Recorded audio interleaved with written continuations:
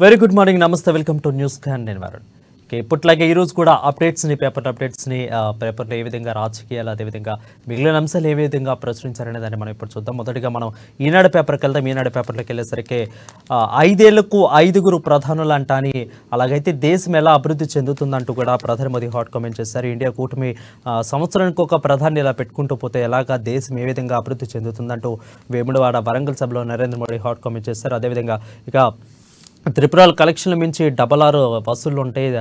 తెలుగు రాష్ట్రాల్లో RRR cinema ఎంత హిట్టో కూడా ఇక్కడ 6 వసూలు కూడా అంతే హిట్ అంటూ కూడా ప్రధాని మోదీ హాట్ కామెంట్స్ చేస్తూ మనం చూస్తూనే ఉన్నాం. అదేవిధంగా ప్రమాదంలో ప్రజాస్వామ్యం పడింది, రిజర్వేషన్ల రద్దు, రాజ్యాంగాన్ని మార్చేందుకు మోదీ కుట్ర చేస్తున్నారంటూ కూడా రేవంత్ రెడ్డి హాట్ కామెంట్ చేస్తున్నారు. కొన్ని రోజుల నుంచి మనం చూస్తూనే ఉన్నాం కూడా ఖచ్చితంగా ఇటు రేవంత్ రెడ్డి ప్రభుత్వానికి, అదేవిధంగా బీజేపీ ప్రభుత్వానికి మధ్య ఇప్పుడు బీఆర్ఎస్ తగ్గిపోయింది, బీజేపీకి అదేవిధంగా కాంగ్రెస్కి రిజర్వేషన్ల పోరు అనేది బాగా జరుగుతోంది. దీన్నే ప్రధానాంశంగా ఇరు పార్టీలు కూడా తీసుకుంటూ వెళ్తున్నాయి. ఇటు ముస్లిం రిజర్వేషన్లు, అదేవిధంగా SC ST BC రిజర్వేషన్లు కూడా తగ్గిస్తామంటూ కూడా ఇటు చెప్పకపోయినా కానీ చెప్పారంటూ బీజేపీ, ఇటు పక్క కాంగ్రెస్ ప్రభుత్వం కూడా ఎక్కువగా మాట్లాడుతూనే ఉంది. అదేవిధంగా నెక్స్ట్ మనం చూసుకున్నట్లయితే రాజధానిలో నిన్న ఒక్కరోజు భారీ వర్షానికి దాదాపు 14 మంది కూడా మృత్యువాత పడ్డారు. అదేవిధంగా బేగంపేట నాలాలో కూడా 2 కొట్టుకొచ్చినట్టు కూడా బాచుపల్లి నుండి బేగంపేట కొట్టుకొచ్చినట్లు తెలుస్తోంది. నెక్స్ట్ మనం ఇంకా చూసుకున్నట్లయితే వేరే పేపర్కి వెళ్దాం. నెక్స్ట్ మనము వెలుగుకి వెళ్దాం. వెలుగులో చూసుకున్నట్లయితే కాంగ్రెస్ బీజేపీది అవినీతి బంధం అంటూ కూడా మనకి తెలుస్తోంది. సో దీని మీద 2 పార్టీలు కూడా కుటుంబాలనే కనిపిస్తాయంటూ కూడా చెప్తున్నారు. సో నెక్స్ట్ ఎమ్మెల్సీ అబ్దుల్లా ఖరారు చేశారు. బీజేపీ నుంచి ప్రేమేందర్, కాంగ్రెస్ అప్పటికే తీర్మానం మల్లాన్ని ప్రకటించింది.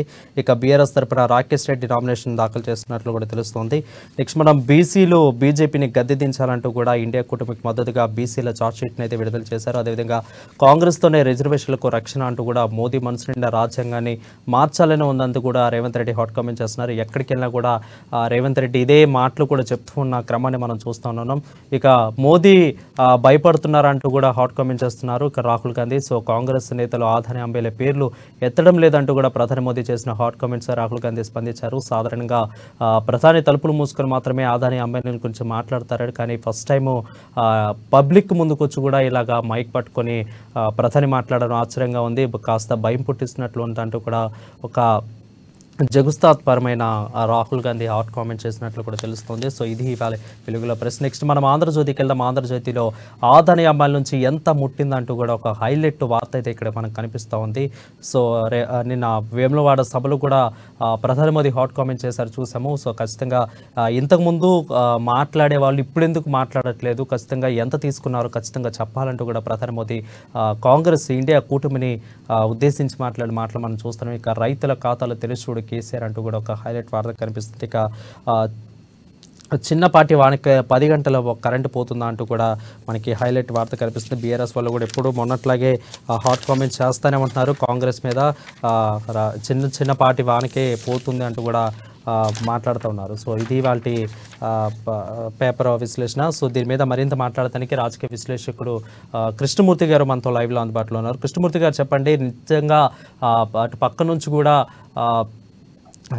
అటు పక్క నార్త్ వైపు కూడా బీజేపీ తగ్గుతుంది, బలహీనపడుతుందంట వార్తలు కూడా ఖచ్చితంగా వస్తున్నాయి.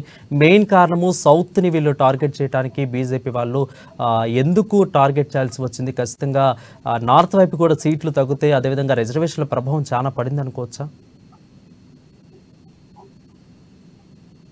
నార్త్ వైపున తగ్గడం, సౌత్ వైపున పెంచుకోవడం అనేది బీజేపీ కాదు. బీజేపీ గతంలో కంటే తన బలాన్ని లోక్సభలో పెంచుకోవాలని భావిస్తా ఉంది. ఇప్పుడు అంటే ప్రస్తుతం అంటే మొన్నటి వరకు ఉన్నటువంటి లోక్సభలో బీజేపీకి 303 స్థానాలు ఉన్నాయి, దాన్ని 400 పెంచుకోవాలి. అంటే నార్త్ లో ఎట్లా పార్టీ బలంగా ఉంది కాబట్టి సౌత్ లో సీట్లను కొంత పెంచుకుంటే టార్గెట్ ని రీచ్ కావచ్చు అని చెప్పేసి బీజేపీ భావిస్తా ఉంది. కానీ ప్రత్యేకంగా తెలంగాణతో పాటు దక్షిణ రాష్ట్రాల పైన స్పెషల్ ఫోకస్ పెట్టింది బీజేపీ. మనం పరిశీలిస్తే బీజేపీ క్రమక్రమంగా గ్రాఫ్ పెరుగుతా ఉంది. 2014లో 287 పైచిలకు వచ్చినాయి, 2019లో 303 వచ్చాయి. ఇప్పుడు ఆ సంఖ్య పెంచుకోవాలి. రాష్ట్రాల్లోనూ పార్టీ బలపడాలి, బలంగా ఉండాలి. ఉత్తరం దక్షిణం అని కాకుండా దేశంలోని అన్ని రాష్ట్రాల్లో, అన్ని ప్రాంతాల్లో, అన్ని దిశల్లో బీజేపీ బలంగా ఉండాలి అనేది ఆ కాన్సెప్ట్ ఆ పార్టీ కాన్సెప్ట్. అది ఆ కాన్సెప్ట్ అనుగుణంగా అంటే దక్షిణాది ఉత్తరాది రాష్ట్రాల్లో బీజేపీ బలంగా ఉన్న నేపథ్యంలో అదే స్థాయిలో బలంగా ఉండాలి కాబట్టి దక్షిణాది రాష్ట్రాల్లో కొంత ఫోకస్ పెడదాం అని చెప్పేసి ఆ పార్టీ నిర్ణయించగా స్పష్టమవుతాం. గత కొంతకాలంగా మనకు ఎగ్జాంపుల్ గా మన తెలంగాణ తీసుకుంటే తెలంగాణలో గతంలో 4 సీట్లు ఉన్నాయి. ఆ 4 సీట్లను ఈసారి 12కు పెంచుకోవాలని అంటే దీన్ని కూడా ఒక ప్రాతిపదిక పెట్టుకున్నారు. మొన్న జరిగినటువంటి అసెంబ్లీ ఎన్నికల్లో బీజేపీ 2018 అసెంబ్లీ ఎన్నికల్లో కంటే 2023 అసెంబ్లీ ఎన్నికల్లో కొంత బలం పెరిగింది. ఓటింగ్ పర్సెంటేజ్ కూడా పెరిగింది. గతంలో 2018లో రద్దయినటువంటి అసెంబ్లీలో కేవలం 3 అంటే 2018 మొదటి రోజు జరిగినటువంటి ఎన్నికల్లో కేవలం 1 సీట్ మాత్రమే గెలిచినటువంటి బీజేపీ మొన్న 2023లో రద్దయ్యేంత వరకు కూడా 3 సీట్లు అంటే ఉప ఎన్నికల్లో 2 సీట్లను గెలుచుకున్నారు. ఈ ప్రస్తుతం ఉన్నటువంటి 3 సీట్లను ఇంకా పెంచుకోవాలి, అధికారం రావాలనుకున్నారు. కానీ కొన్ని కారణాల వల్ల ఆ పార్టీ కొంత బలహీనపడింది. ఎన్నికల ముందు కొంత బలహీనపడింది రాష్ట్రంలో. చివరకు 8 సీట్లతోటి ఆ పార్టీ సరిపెట్టుకోవాల్సి వచ్చింది. ఓటింగ్ శాతం మాత్రం గణనీయంగా పెరిగింది. ఉత్తర ప్రాంతానికి పరిమితమైంది తెలంగాణలో బీజేపీ అన్న అపప్రద నుంచి గ్రామీణ ప్రాంతాల్లో ఉన్న 7 స్థానాలు గ్రామీణ ప్రాంతాలే గెలుచుకున్నాయి.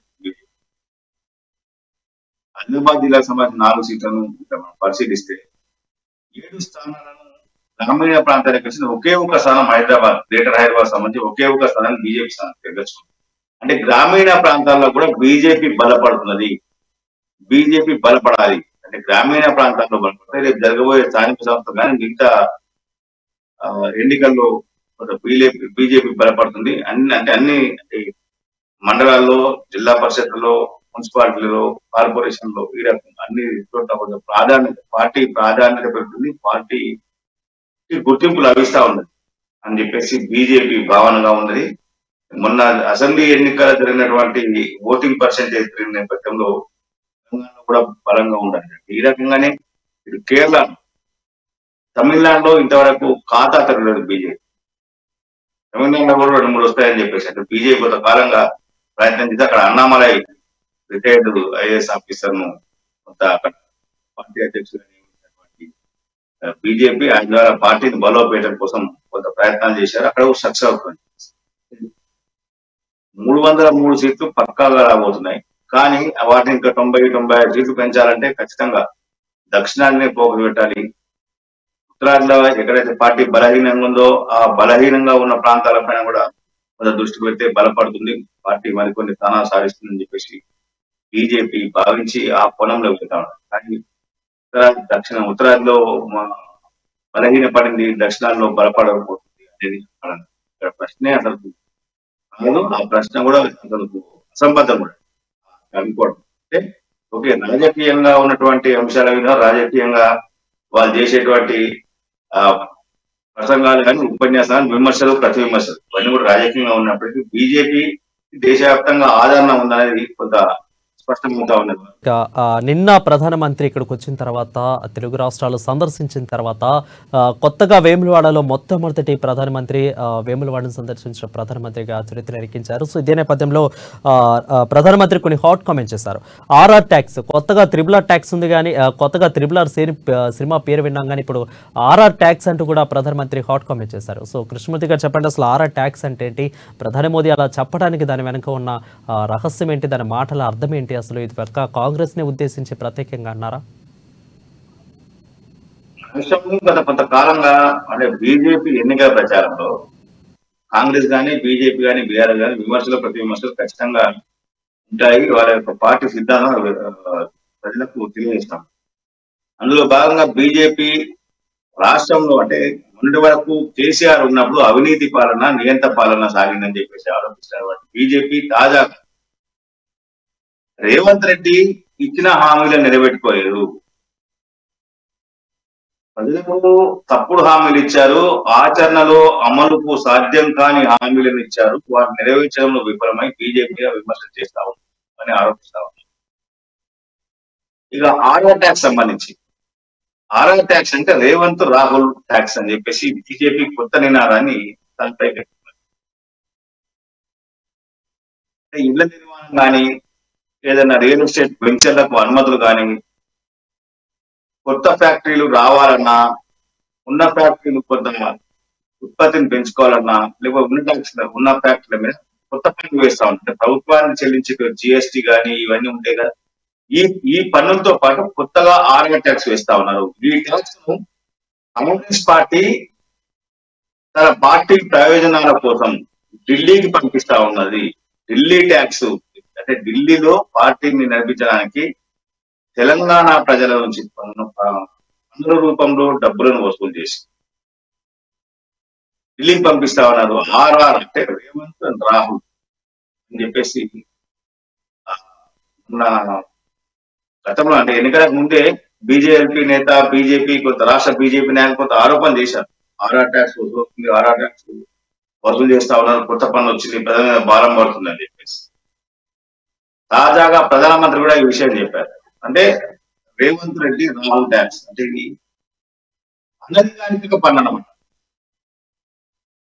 ప్రభుత్వం మనం చెల్లించే పన్ను కాకుండా కొత్త పన్ను ఉంటుంది. దొడ్డిదారిన ఆ డబ్బులను వసూలు చేసి దాన్ని కాంగ్రెస్ పార్టీ ఎన్నికల ప్రచారం కోసం కానీ, కాంగ్రెస్ పార్టీ నిర్వహణ కోసం కానీ పంపిస్తా ఉన్నారు అని చెప్పేసి నరేంద్ర మోడీ నిన్న ఆరోపించారు.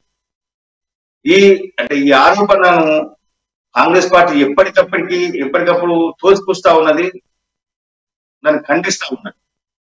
అయినప్పటికీ రాష్ట్రంలో కొన్ని అనుమతుల విషయంలో కానీ, కొంతమంది పారిశ్రామికవేత్తలకు కావాల్సినటువంటి పరిశ్రమల ఏర్పాటు కావాల్సిన అనుమతుల విషయంలో కానీ, రియల్ ఎస్టేట్ సంస్థల అంటే ల్యాండ్ కన్వర్షన్ ఇట్లాంటి వాటి విషయంలో కొంత జాప్యం జరుగుతా ఉంది. అందుకని రియల్ ఎస్టేట్ రంగం పడిపోయింది.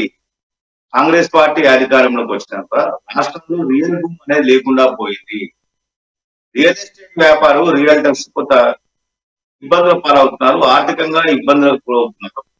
ఏంటంటే కొత్త ట్యాక్స్లు, కొత్తగా అనుమతుల విషయంలో రాష్ట్ర ప్రభుత్వం ఆంక్షల ధోరణి అవలంబించడంతో సకాలంలో అనుమతులు రావట్లేదు, ప్రాజెక్టు వెళ్ళట్లేదు, శరవేగంగా వెళ్ళట్లేదు అనేది. అదేవిధంగా కొత్త ట్యాక్స్ ఉందా అనధికారంగా ధరలు పెరిగే ప్రమాదంలో ఉంది అని చెప్పేసి బీజేపీ భావిస్తున్నారు. దీని మీద చర్చ కూడా మొదలైంది రాష్ట్ర ప్రజలు. వాస్తవానికి రియల్ ఎస్టేట్ రంగం కొంత కుదేరింది. అసెంబ్లీ ఎన్నికల ముందు ఉన్నటువంటి రియల్ ఎస్టేట్ భూము ఆ తర్వాత చెట్టుకే పడిపోయింది. చాలా చోట్ల ధరలు తగ్గాయి. భూముల ధరలు కానీ, ధరలు కానీ, ఇళ్ల ధరలు కానీ, బిల్లాల ధరలు కానీ కొంత తగ్గాయి. అయినప్పటికీ కొనేవాళ్ళు లేకుండా పోయింది. అనుమతులు మిగతా విషయాల్లో కొంత కాంగ్రెస్ పార్టీ ఇబ్బందులకు గురి చేస్తుంది అని చెప్పేసి బీజేపీ ఆరోపిస్తా ఉన్నది. అంటే ఆ ఇబ్బందులు గురి చేయడం వల్లే రియల్ ఎస్టేట్ పడిపోయింది అనేది ప్రజల్లో చర్చ తీసుకొచ్చేందుకు బీజేపీ భావిస్తా ఉంది. కాబట్టి ఈ ఆర్ఆర్ ట్యాక్స్ తోటే ఇవన్నీ ఎదురవుతా ఉన్నాయి.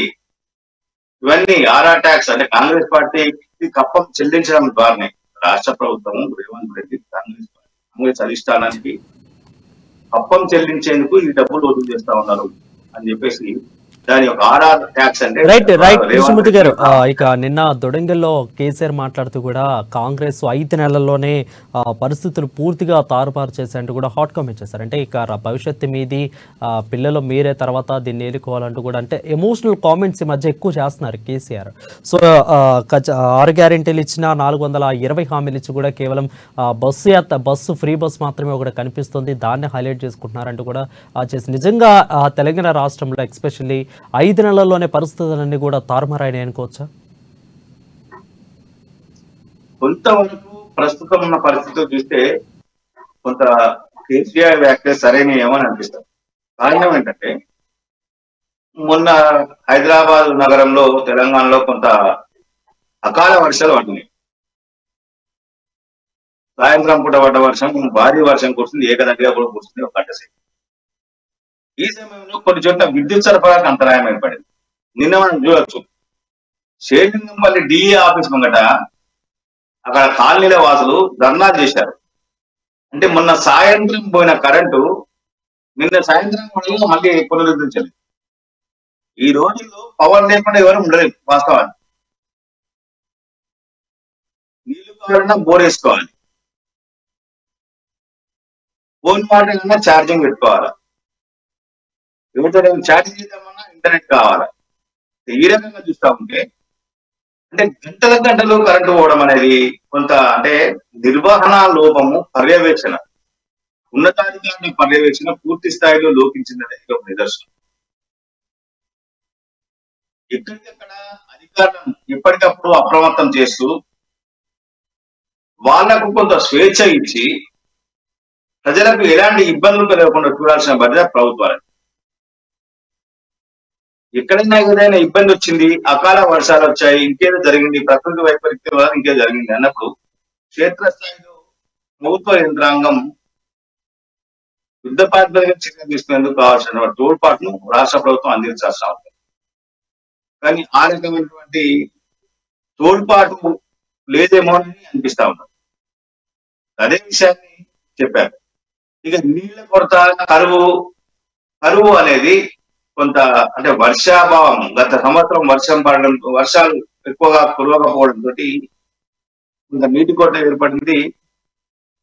ఇది కూడా కాంగ్రెస్ పార్టీని మైనస్ మారింది, కేసీఆర్ కు ప్రచారానికి టెస్ట్ గా మారింది. గత సంవత్సరం వర్షం పడకుండా అంటే కాంగ్రెస్ పార్టీ ఏమంటుందంటే మేమున్నప్పుడు కాదు, కేసీఆర్ ఉన్నప్పుడే వర్షాలు పడలేదు, అది మాకెట్లా అట్టగడతారంటారు. దాన్ని ప్రజలకు తెలియజెప్పాల్సిన అవసరం ఉంది. నీటి వినియోగము, నీటిని పొదుపుగా వాడుకునే అంశాలు ప్రజలను చైతన్యం చేయాల్సిన అవసరం. సాగునీరు విషయంలో రైతాంగాన్ని అప్రమత్తం చేయాల్సిన అవసరం. ఇవన్నీ ప్రభుత్వం చేయలేకపోతుంది. ఇదే విషయాన్ని కేసీఆర్ చెప్పారు. 5 నెలలకే రాష్ట్ర ప్రభుత్వంలో ఎలాంటి మార్పులు వచ్చాయి, ఎన్నికల సమయంలో ఇచ్చిన హామీలను కూడా కాంగ్రెస్ పార్టీ పూర్తి స్థాయిలో నెరవేర్చలేకపోయింది. ఇవన్నీ చెప్పారు. ఆయన రైతు బంధు 10,000 ఇస్తే నేను 15,000 ఇస్తామన్నారు. ఇంతవరకు అసలు రైతు బంధే వేయలేదు. పెన్షన్లు 2,000 ఇస్తే 4,000 అన్నారు. ఇంతవరకు పెన్షన్లు అమలు కాలేదు. మహిళలకు 2,000 ఇస్తామన్నారు. ఇంతవరకు అంటే ఇలా చెప్పుకుంటూ ఉంటుంది. ఇదే విషయాన్ని కేసీఆర్ ఎంత మార్పు వచ్చింది అంటే ధాన్యం కళ్ళాల్లో ఉన్నప్పటికీ కొనుగోలు కేంద్రాలు ఏర్పాటు చేసామని మంత్రి గారు చెప్తా ఉన్నారు. అది కొనుగోలు కేంద్రాల్లో రోజువారీగా ఎంత ధాన్యం మార్కెట్కి వస్తామన్నది, ఎంత కొనుగోలు చేశారు, ఎంత రైతాంగానికి పేమెంట్ చేశారు అనేది రోజువారీగా ఎప్పటికప్పుడు తెప్పించుకొని పరిశీలిస్తే బాగుంటుంది. కానీ ప్రస్తుతం ఉన్న పరిస్థితుల్లో అటు ఎన్నికల దృష్ట్యానా లేదంటే అధికారులు గత ప్రభుత్వంలో పనిచేసే వాళ్ళే ఇప్పుడు కూడా అధికారులు వాళ్ళే ఉన్నారు కొంత అటు ఇటుగా. మరి అధికారులు నిర్లక్ష్యం వహిస్తున్నారా? కొత్త ప్రభుత్వం కదా వీళ్ళు తెలియదు. ఎక్కడ లోపం అనేది రాష్ట్ర ప్రభుత్వం క్షుణ్ణంగా పరిశీలించాల్సిన అవసరం. అయితే రాష్ట్ర ప్రభుత్వం కన్నా సిఎస్ కూడా, ముఖ్య కార్యదర్శి కూడా కొంత దీని మీద ఎప్పటికప్పుడు పర్యవేక్షణ చేయాల్సిన బాధ్యత ఉంది. కానీ ముఖ్య కార్యదర్శికి వేరే అంటే ఎన్నికల సమయంలో కాబట్టి కొంత ఎన్నికల నిబంధనలు ఉంటాయి కాబట్టి దాని మీద పర్యవేక్షణ చేయలేకపోతున్నారా? ఇవన్నీ కూడా అంటే రైతాంగం ఇబ్బందులు పడతా ఉన్నారు, తాగునీరు లేక ప్రజలు ఇబ్బందులు పడతా ఉన్నారు, మిగతా అంశాలు అమలు చేయకుండా ఇబ్బంది పడతా ఉన్నారు. ఎన్నికల కేసీఆర్ కొంత అడ్మినిస్ట్రేషన్ పరంగా కొంత పట్టు సంపాదించుకున్నారు. కానీ ప్రస్తుత పాలకులు ఇంకా అడ్మినిస్ట్రేషన్ మీద పట్టు రాలేదు. పట్టు రాకపోవడంతో ఇవన్నీ కూడా వస్తా ఉన్నాయి. దీనికి కారణం కాంగ్రెస్ పార్టీ అని కేసీఆర్ చెప్తా ఉన్నారు. కొంత ప్రజలు కూడా కొంత అసహనానికి గురవుతున్నారు కాంగ్రెస్ పార్టీ. వేదిక కృష్ణమూర్తి గారు ఇందాక మనం మాట్లాడుకున్నట్లు రిజర్వేషన్ అనేది ఇప్పుడు దేశం మొత్తం కూడా ఒక హాట్ టాపిక్ గా మారింది.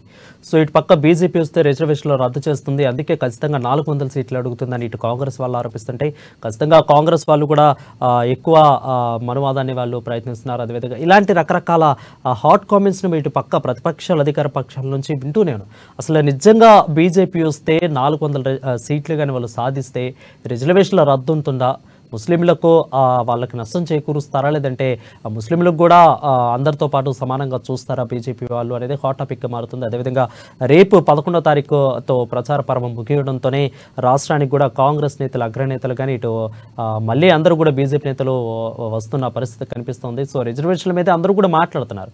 ఖచ్చితంగా బీజేపీ గెలిస్తే ఎలా ఉండబోతుంది, రిజర్వేషన్లు ఖచ్చితంగా రద్దు చేస్తారు. ఆల్రెడీ ఇప్పటికే బీజేపీ నేతలు కూడా దాని మీద క్లారిటీ ఇచ్చారు. సో ఏంటి అసలు దాని మీద? విషయంలో బీజేపీ నరేంద్ర మోడీతో సహా పార్టీ జాతీయ నాయకత్వం పూర్తి స్థాయిలో తమ వైఖరి స్పష్టం చేశారు. రిజర్వేషన్ ను మేము రద్దు చేయము, అయితే మైనారిటీ రిజర్వేషన్ లో మేము ఉండనివ్వం. ఈ రెండు విషయంలో చాలా క్లారిటీగా ఉన్నారు BJP. BC, ST, ST, OBC reservation మేము ముట్టుకోము, అవసరమైతే వాటిని పెంచుతాం. ఎట్లా పెంచుతారు? మైనారిటీ రిజర్వేషన్ ఏవైతే అమలు చేస్తా ఉన్నారో వాటిని మైనారిటీ రిజర్వేషన్ తొలగించి ఈ బీసీ, ఎస్సీ, ఎస్టీ, ఓబీసీలకు మేము పంచుతామని చెప్పారు. దీని విషయంలో అంటే మైనారిటీ రిజర్వేషన్ అనేది దేశ విభజనకు దారి తీసే అవకాశం ఉంది.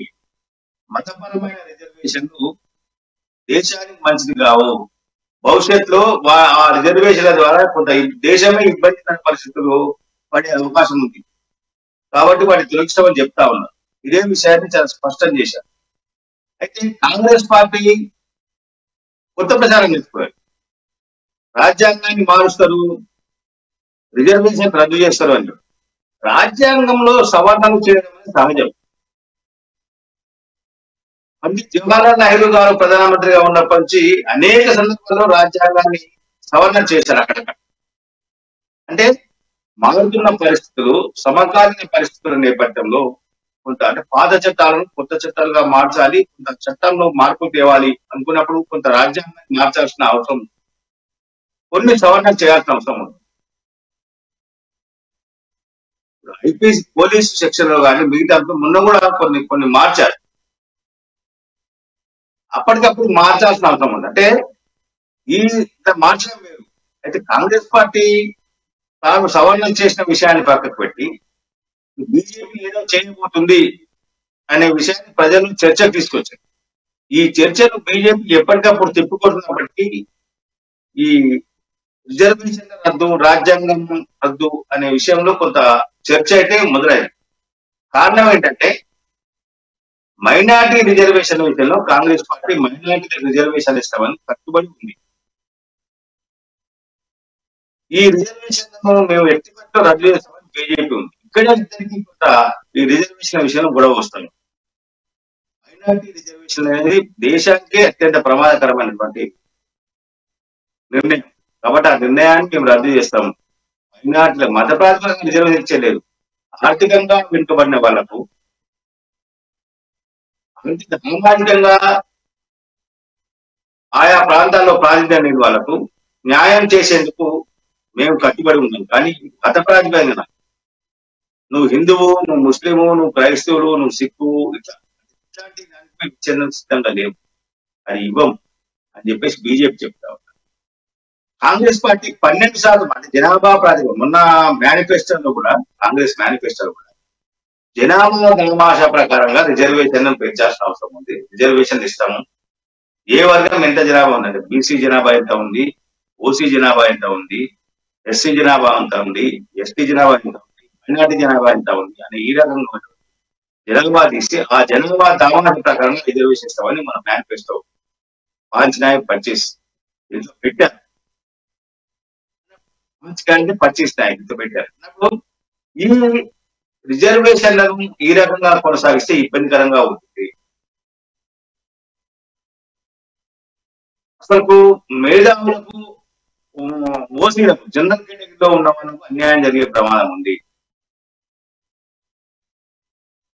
బీసీ జనాభా పెరిగింది, దాని ప్రకారంగానే కొంత రిజర్వేషన్ పెంచాల్సిన అవసరం ఉంది అన్నప్పుడు మైనారిటీ రిజర్వేషన్ తొలగించి బీసీలకు రిజర్వేషన్ వాటిని అడ్జస్ట్మెంట్ చేయొచ్చు, మైనారిటీ రిజర్వేషన్లను వాటికి అడ్జస్ట్ చేయొచ్చు అని చెప్పేసి బీజేపీ భావిస్తా ఉంది. రైట్ ఆ రైట్ కోణంలోనే ఇంత థ్యాంక్ యూ కృష్ణమూర్తి గారు మీ రిజర్వేషన్ రైట్ థ్యాంక్ యూ కొంత కృష్ణమూర్తి చర్చ గారు మీ జరుగుతుంది. అమూల్యమైన సమయాన్ని మాకు కేటాయించినందుకు ధన్యవాదాలు. సో అది వాళ్ళ పేపర్ అనాలిసిస్. ఖచ్చితంగా చూసుకున్నట్లయితే ఇక రానున్న 5 రోజులు మాత్రమే ఉండడంతోనే ఎలక్షన్స్కి కూడా ఇరు వర్గాలు అధికార పక్షాలు అదేవిధంగా ప్రతిపక్షాలు మిగిలిన కూటమి నేతలు కూడా అందరూ మాటలు దిమ్మతే చేసుకుంటున్నారు. ఎక్కువగా హాట్ టాపిక్ అయితే రిజర్వేషన్ మీద నడుస్తుంది. సో ప్రజలు కూడా ఆలోచించండి, ఎవరికి మీరు ఓటు వేయాలి. ఖచ్చితంగా దేశ తలరాతను అదేవిధంగా రాష్ట్ర తలరాతను మార్చాలంటే ఖచ్చితంగా ఆలోచించి మీరు ఓటు వేయాలని కూడా మన్యస్ ఎప్పుడు కూడా కోరుకుంటుంది. సో ఇది వాళ్ళ న్యూస్ క్యాన్. మరొక న్యూస్ క్యాన్తో మళ్ళీ కలుద్దాం రేపట్లో. అంటిల్ దెన్ చూస్తూనే ఉండండి అమ్మ న్యూస్. నిజం కోసం జనం కోసం.